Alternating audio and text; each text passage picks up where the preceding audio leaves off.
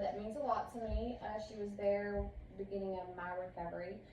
So she's done a lot for the organization and for me personally. So I introduce Karen. I appreciate you letting me come and speak to you today. I'm from here. My family has been here since it was before it was a county. My brown side of my family has been here for years. What brings you here? To be with you guys. I just want to spend a little bit of time with you. I think looking back at my childhood, I had a really good childhood. There was nothing really bad. I had 11 parents. I was born in 1974 to two people, my mom and my dad, that were 14 years old at the time, which was, in the 70s, was not done. They raised us, then went back to school, finished school, got degrees. My daddy, he joined the military when he was 17, so he went to move away. Did that. Like I said, I had a really never wanted for food, never wanted for a roof over my head, so I can't blame anything that I've done on anything. The only drugs and stuff that was around our house was alcohol. Alcohol was kind of normalized to the extent that anything that was done had alcohol in it for the men. The women in my household, in my life, never drank, never did anything. They were very strong women, so I had very good role models for women. The men in my life were good role models as well, but both my grandpas and my dad were drinkers. They liked to drink. Dad didn't drink every day. I didn't come home to the house with him being drunk or anything like that. It was just socially acceptable at that time. And marijuana was in my household, but other than that, I didn't see it, any kind of drugs.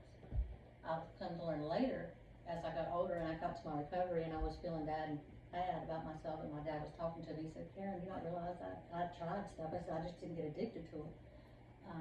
But I tried several things. Y'all just didn't know it." So that made me feel a little bit better that he was trying to influence me to do well.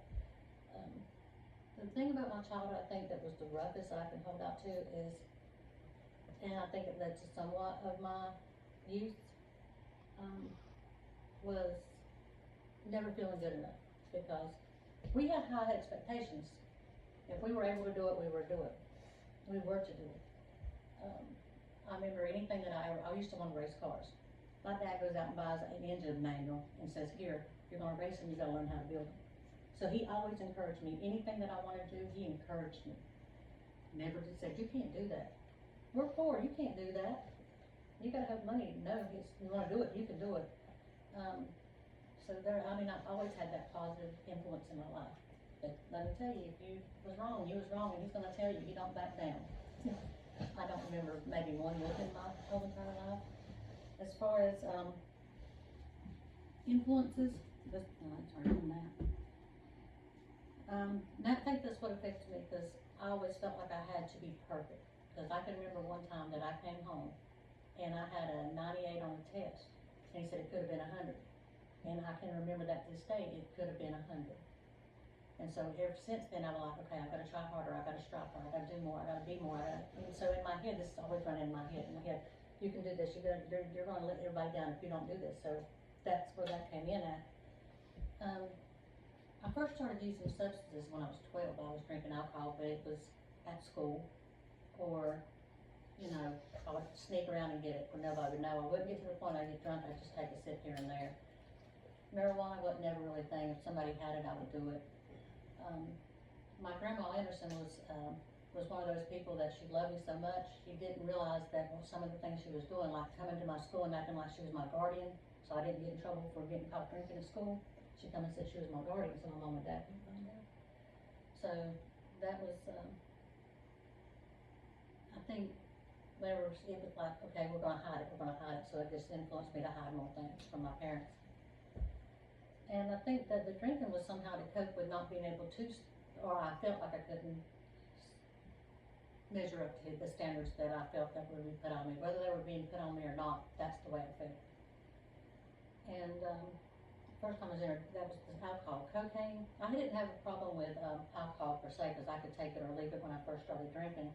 It wasn't until I was about 28 or 29 when I started using powder cocaine, and it was after, let me back up. I met my husband, who I'm with now, when I was 5 years old. We started dating when I was 15, and we had our first son when I was 16. And I did good when they were little, cause I had somebody, you know, somebody that needed me, somebody that, you know, and then I had my second child at 20. And when they got in school, when I had nothing else to do, I started, I went back to work. I worked as the manager at McDonald's, and I would buy a $50 bag of cocaine every week, and it lasted me all week. It wasn't a big deal. The first time I ever did it was because I had a toothache, and I went to my sister-in-law's house, and she said, pack this in there, this will cure it. Did just like that, no pain. And she said, I said, well, that helped. And then the next day she said, try it this way and it'll be even better. So here I am going down the line and snorting it, and then it was a done deal. And she said, don't ever smoke it, don't ever smoke it. So for about 6 months, I just snorted it. And I was able to maintain, kept my job and everything. Had somebody come up and all they had was rocks. I said, okay, I'll try it. And then I was done. It was every day, all day, never stopped. How it affected my daily life. I was never around. By the time my kids were 8 and 13, I was gone 90% of the time. The only reason I didn't lose my kids is because I have a family supporter that would make sure my husband didn't take off and run like that. For one, he always stayed home. But my family would always step in. If anything social services called, I didn't have to worry about that. It impacted. I have built back a lot of my relationships since then, but my kids had very little trust in me. My son, I found out after I got clean, I read one of his papers he wrote for college, and he said the reason he didn't want to go to school was because he was afraid when he come home I wouldn't be back. I'd be home and he would never see me again. So that kind of impacted me pretty hard in my early recovery. Challenges. That was mainly the challenges, trying to build back up the relationships in my life, and pretty much have done that. What caused me to get clean was I had been responding from probation for about 18 months. I was living in my aunt's house, and you know, I've had 2 other suicide attempts previously in my late 20s, early 30s. I attempted suicide twice, and for some reason God said, no, I'm not going to take you. It was July 14, 2014. I had $20 in my pocket, and I knew all the horrible things that I do to get that. I rob, steal, whatever, to get it. And I had $20 in my pocket, and I said, Lord, please, I don't want to do this anymore. I said, I'm tired of hiding. I'm tired of running. I'm tired of using. And I'd already called the dope dealer, so he was on his way with his 20. And so I was in my bathroom crying. I said, let me get a hot shot. Let me get something that blows my heart up, or let my probation officer find me. 20 minutes later, my probation officer was pulling up in my driveway. So that was a oh God moment. Not needless to say, the next morning I said, why did I pray for that? Because I was laying in jail with a hangover and feeling like crap because I had DTs from alcohol. So I had to go on protocol. But ever since then, that got my attention. I said, okay. And I promised him on that floor that night, I said, if you get me through this, I'll do whatever I can to lead everybody else and help anybody and do whatever your will for my life to be. So, went to prison for 8 months. Did all the 90-day meetings, 90 and 90. Got out. My dad let me come and stay with him. Really struggled because no place wouldn't hire me because I've been arrested 32 times. So even the candle factory in Elton said you're undesirable. That was their exact words to me. I'm like, wow, the candle factory won't even hire me. So I was going to go back to Tyson because I knew I could get on there. Dad said, you're not going back to Tyson. And I'm still fearful for my daddy because military. So when he tells me I'm not doing something, I'm not going to do it. He said, you're not going back there. You're not strong enough to get to work there because you know what's there. So I went to Project Reentry and met Eric Jones. Eric Jones said, Karen, let's do this. He signed me up for classes. So I go over there and take all the prerequisites. I got my GED while I was in prison. And I got over there and talked to the, what do you call the person, your college people you gotta talk to? Recruiter, not recruiter. So whatever it is, the person you talk to about signing up for classes. And I originally gonna go into the medical field, cause that's where my family thing is. They said, you can never be a medical, you can never go to medical.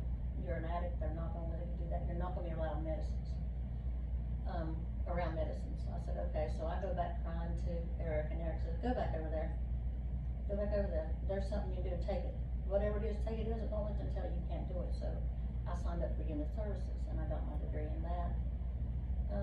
Come time to do my, work study, no place wouldn't let me do my work study with them. And I realized R3 wasn't here then. I didn't have this.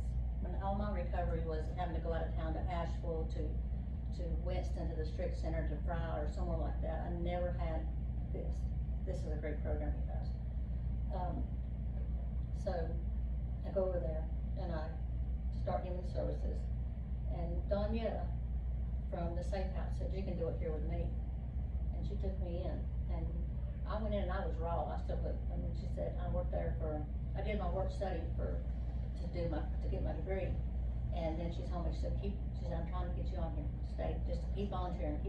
So I worked for probably 7 months free. And when I got the job, they hired me on for weekends, and she says, no, you and I are gonna go shopping, because you can't dress like this now that you're employed. So she took me and got me, some nice clothes, and they paid for them. And I worked with them until they shut down.